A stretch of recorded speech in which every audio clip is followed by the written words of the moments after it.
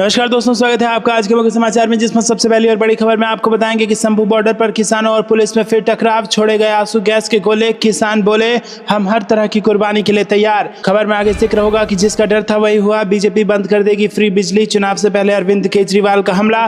खबर में आगे आपको बताएंगे कि किसान प्रतिनिधियों की वित्त मंत्री के साथ हुई बैठक, सस्ता कर्ज, टैक्स कम करने और पीएम किसान की राशि दोगुनी करने की मांग। खबर में आगे आपको ये भी बताएंगे कि सीएम योगी आदित्यनाथ पर अजय राय का तंज, कहा अब की विदाई मठ में होने वाली है, जनता मठ में भेज देगी। और यूं ही आपको आगे बताएंगे कि चीन के साथ संबंधों पर संसद में व्यापक चर्चा कराए सरकार, कांग्रेस की बड़ी डिमांड। दोस्तों, हर एक खबर की गहराई में आपको ले जाएंगे, लेकिन उससे पहले आपसे निवेदन कि वीडियो को कीजिए लाइक और चैनल को सब्सक्राइब करके बेल आइकन दबाकर कमेंट में लिखिए जय हिंद। रुक करते हैं सबसे पहली और बड़ी खबर की तरफ। शंभू बॉर्डर पर किसानों और पुलिस में फिर टकराव, छोड़े गए आंसू गैस के गोले, किसान बोले हम हर तरह की कुर्बानी के लिए हैं तैयार। जी हाँ दोस्तों, हरियाणा पंजाब के शंभू बॉर्डर पर एक बार फिर किसानों और पुलिस के बीच टकराव हुआ है।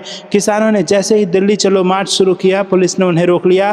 पुलिस का कहना है कि जिन 101 किसानों की लिस्ट उनके पास है और जिन्हें दिल्ली मार्च करना है वो ये किसान नहीं है। वहीं किसानों का कहना है कि पुलिस के पास जो सूची है उसे बदल दिया गया है। दोस्तों, आपको बता दें कि शंभू सीमा पर एक प्रदर्शनकारी किसान ने कहा कि उनके यानी कि पुलिस के पास जो सूची है वो गलत है, सूची में यहाँ आने वाले किसानों का नाम नहीं है। हमने उनसे कहा है कि हमें आगे बढ़ने दें और हम उन्हें अपना पहचान पत्र दिखाएंगे। पुलिस कह रही है कि हमारे पास आगे बढ़ने की अनुमति नहीं है, तो हमें अपनी पहचान क्यों साबित करनी है।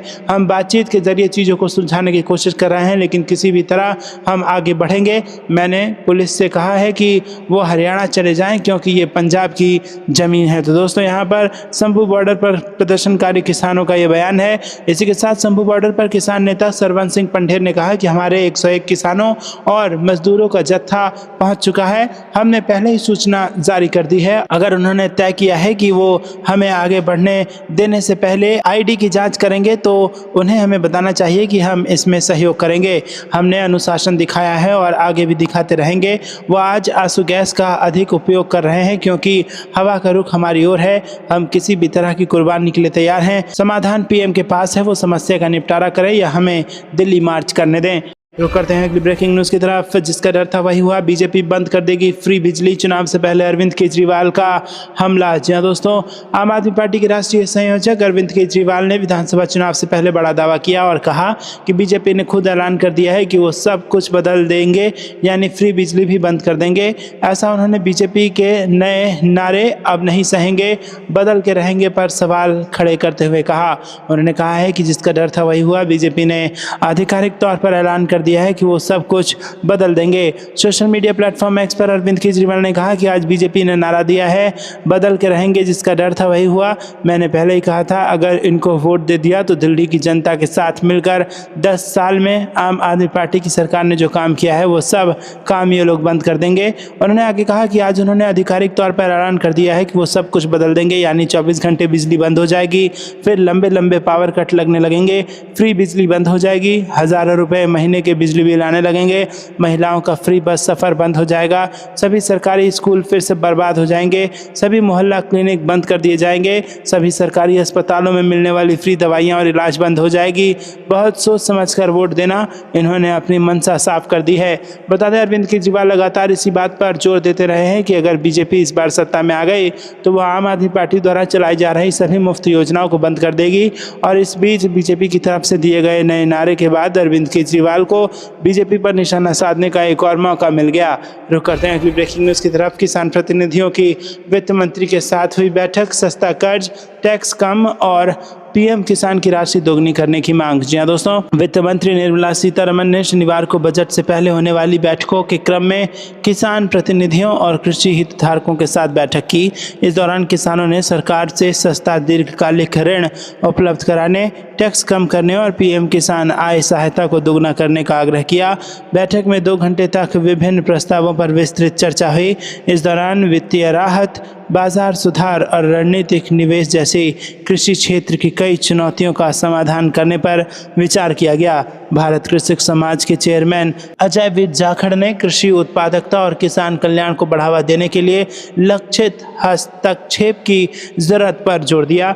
रुक करते हैं अगली ब्रेकिंग न्यूज की तरफ। सीएम योगी पर अजय राय का तंज, कहा अब की विदाई मठ में होने वाली है, जनता मठ में भेज देगी। जहां दोस्तों उत्तर प्रदेश कांग्रेस प्रदेश अध्यक्ष अजय राय शनिवार को सुल्तानपुर पहुंचे और इस दौरान वो पूर्व मंत्री और वरिष्ठ कांग्रेस नेता मोईद अहमद के बहादुरपुर स्थित नेशनल पब्लिक स्कूल के वार्षिकोत्सव कार्यक्रम में शामिल हुए।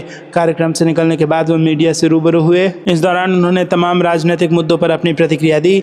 दिल्ली में केजरीवाल के अकेले चुनाव लड़ने के बयान पर प्रदेश कांग्रेस अध्यक्ष अजय राय ने कहा कि जैसी स्थिति परिस्थितियां होती हैं उस तरह से निर्णय होता है। हमारी ताकत बढ़ रही है। मेरी समझ में इंडिया गठबंधन में मजबूती है और वो एकजुट होकर खड़ा है। हो सकता है अलग अलग चुनाव लड़ने का निर्णय हो रहा हो।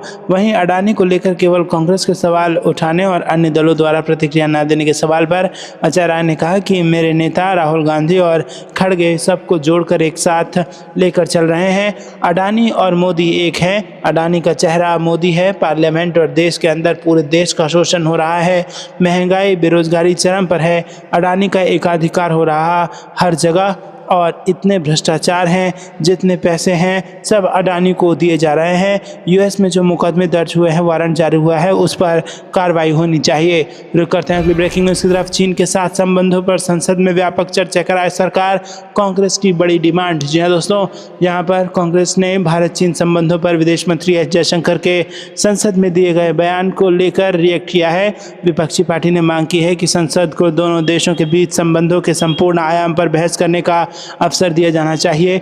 इसके साथ ही कांग्रेस ने सवाल किया है कि क्या नरेंद्र मोदी की सरकार अप्रैल 2020 से पहले की पुरानी सामान्य स्थिति की जगह अब नई स्थिति पर सहमत हो गई है। कांग्रेस महासचिव जयराम रमेश ने कहा कि भारत चीन संबंधों पर संसद में चर्चा रणनीतिक और आर्थिक नीति दोनों पर केंद्रित होनी चाहिए, खासकर इसीलिए क्योंकि चीन पर देश की निर्भरता आर्थिक रूप से बढ़ गई है। वहीं उसने 4 साल पहले हमारी सीमाओं पर यथास्थिति को एक तरफा रूप से बदल दिया था। उन्होंने कहा कि कांग्रेस ने संसद के दोनों सदनों में चीन के साथ भारत के संबंधों में हालिया घटनाक्रम शीर्षक से विदेश मंत्री एस जयशंकर की ओर से हाल में अपनी ओर से दिए गए बयान का अध्ययन किया है। रुक करते हैं अगली ब्रेकिंग न्यूज़ की तरफ। महाराष्ट्र में थम नहीं रहा विवाद, मरकावाड़ी के ईवीएम विरोध कार्यक्रम में शामिल हुए शरद पवार और कर दी बड़ी मांग। जी दोस्तों, एनसीपी एससीपी प्रमुख शरद पवार ने रविवार को महाराष्ट्र में सोलापुर जिले के मरकड़वाड़ी गांव का दौरा किया और ईवीएम विरोधी कार्यक्रम में शामिल हुए। गांव के दौरे के दौरान उन्होंने जयंत पाटिल सहित अपनी पार्टी के कई नेताओं के साथ ग्रामीणों से मुलाकात की। ईवीएम विरोधी कार्यक्रम को संबोधित करते हुए पवार ने कहा कि मैं ग्रामीणों को धन्यवाद देना चाहता हूं, क्योंकि आपने पूरे देश को सही दिशा दिखाई है। आप ही थे जिन्होंने मतपत्रों का उपयोग कर चुनाव कराने के बारे में सोचा था। पवार ने कहा, हमने ईवीएम के बारे में कुछ आंकड़े एकत्र किए हैं। लोगों ने मतदान किया, लेकिन अंत में परिणाम अप्रत्याशित थे। अपने इस मुद्दे के बारे में जागरूकता बढ़ाई और इस प्रक्रिया को बदलने की अब जरूरत है। एनसीपी एससीपी प्रमुख ने मतपत्रों का उपयोग कर दोबारा चुनाव कराने की मांग करने वाले ग्रामीणों के खिलाफ पुलिस कार्रवाई की आलोचना की और कहा कि पुलिस ग्रामीणों को उनके गांव में इकट्ठा होने से कैसे रोक सकती है, वो आपके खिलाफ शिकायत कैसे दर्ज कर सकते हैं। ऐसी सभी शिकायतें एकत्र करें और उन्हें मुझे दें। मैं इस मुद्दे को मुख्यमंत्री, राज्य के मुख्य निर्वाचन अधिकारी, प्रधानमंत्री और यहाँ तक कि भारत के निर्वाचन आयोग के समक्ष उठाऊंगा। रुक करते हैं अगली ब्रेकिंग न्यूज़ की तरफ। एस्मा पर अखिलेश यादव ने बीजेपी को घेरा, बोले कभी भी फट सकता है। अफसर और कर्मियों के बीच आक्रोश का सुषुप्त ज्वालामुखी। जी हाँ दोस्तों, आपको बता दें कि उत्तर प्रदेश में सरकार ने अगले 6 महीने तक अनिवार्य सेवा अनुरक्षण कानून यानी कि एस्मा लागू किया है। इसके बाद 6 महीने तक हड़ताल पर रोक लग गई है। एस्मा कानून लागू कर सपा मुखिया अखिलेश यादव ने भाजपा सरकार को घेरा। उन्होंने इसे कानून के खराब हालात बताए। पूर्व मुख्यमंत्री एवं सपा मुखिया ने सोशल मीडिया साइट एक्स पर पोस्ट किया, लिखा कि एस्मा लागू करना इस बात का संकेत है कि यूपी में खराब हालात लगातार बढ़ रहे हैं। भाजपा जोड़ तोड़ और हेरा फेरी करके सरकार बना तो लेती है, लेकिन उसे सरकार चलाना नहीं आता। लिखा कि सरकार को पता है कि कर्मचारियों अधिकारियों के बीच विरोध और आक्रोश का सुसुप्त ज्वालामुखी कभी भी फट सकता है, इसीलिए अपने अधीन लोगों पर ही पाबंदी लगा रही है। प्रदेश ही देश भर के विभिन्न सरकारी विभागों और अर्ध सरकारी संस्थाओं पर काम करने वाले लोग खराब नीतियों से मजबूर परेशान हैं। इनमें असंतोष फैल रहा है जो कभी भी हड़ताल बनकर उभर सकता है, इसीलिए सरकार ने प्रतिबंध लगा दिया है। तो करते हैं कि ब्रेकिंग न्यूज़ की तरफ। वायनाड के लोगों से किया वादा पूरा करेंगी प्रियंका गांधी। रॉबर्ट वाड्रा बोले सरकार सुने किसानों की मांग। जी हाँ दोस्तों, कांग्रेस पार्टी की तरफ से तमाम मुद्दे संसद के शीतकालीन सत्र के साथ तमाम राज्यों में उठाए जा रहे हैं। वहीं भाजपा और केंद्र सरकार से अब कांग्रेस पार्टी के अध्यक्ष सोनिया गांधी के दामाद और कांग्रेस सांसद प्रियंका गांधी वाड्रा के पति रॉबर्ट वाड्रा ने भी कई सवाल पूछे हैं। समाचार एजेंसी से बातचीत करते हुए उन्होंने सबसे पहले प्रियंका गांधी के बारे में कहा कि मुझे यकीन है कि प्रियंका गांधी वायनाड के लोगों से किए गए वादों को पूरा करेंगी। मैं हमेशा चाहता था कि प्रियंका संसद की सदस्य बने। मुझे यकीन है कि प्रियंका उन मुद्दों को उजागर करेंगी जिन्हें भाजपा ने छुपाया है। वहीं किसानों के विरोध प्रदर्शन पर रॉबर्ट वाड्रा ने कहा कि सरकार को उनकी मांगों को सुनना चाहिए और उनकी मदद करने का कोई रास्ता निकालना चाहिए। अगर हरियाणा के किसान विरोध कर रहे हैं तो सरकार उस राज्य में इतने बड़े बहुमत से कैसे जीत गई। जबकि ईवीएम विवाद पर रॉबर्ट वाड्रा ने कहा कि लोगों को ईवीएम पर से भरोसा उठ गया है। वो हरियाणा और महाराष्ट्र के चुनावों के नतीजों से हैरान हैं और चुनावों के लिए बैलेट पेपर जैसे किसी दूसरे तरीके का इस्तेमाल किया जाना चाहिए। दोस्तों, आपको ये कुछ लगता है कमेंट में जरूर बताइए। वीडियो को लाइक नहीं किया तो लाइक जरूर कीजिएगा।